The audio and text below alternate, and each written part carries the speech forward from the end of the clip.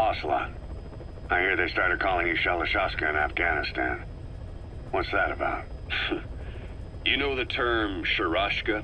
It's slang for a suspicious, hastily thrown together organization.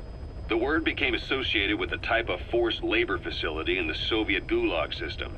OKB scientists and engineers who'd been convicted of crimes were sent to a Sharashka for forced R&D.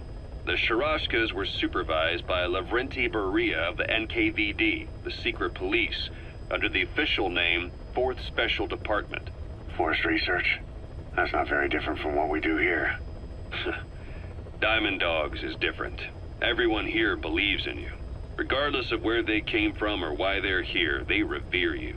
And they're fighting because it was their choice. And if it wasn't, they'd leave? Who knows? That's our reality here, whether it's real or not. If there's another truth, I don't want to know it. All that matters is that's the concept that's taken shape in their heads. The traces of a group ideology, our superstructure, to put it in Marxist terms. All right. Go on. Right. So anyway, at some point the enemy started calling me Sharashka. This was after the war in Afghanistan broke out. While I was keeping an eye on you in that hospital, I was also heading up interrogations here. The men I broke gave up their comrades and families, everything they wanted to protect them most. No real cause for it. I just let myself get caught up in the old Russian pride. And suddenly I received the honor of becoming Special Interrogation Advisor to the forced labor camps. But the more men I interrogated, the more people saw me as just that, the interrogator. It helped cover my real objective of keeping you safe. You went that far for me? Far enough to keep you alive. I ended up being pretty well known among the Afghan guerrillas.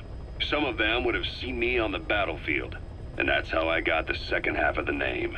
Shashka. It's a sword, a type of saber from the Caucasus. Russian dragoons and Cossacks carried them into battle. Now, the Russian Empire had a general by the name of Fyodor Arturovich Keller. His bravery earned him the nickname Russia's Greatest Shashka.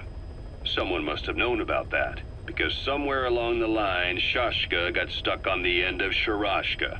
The guerrillas were using the name amongst themselves, and by the time I got to hearing about it, pronunciation had wound up as Shalashaska.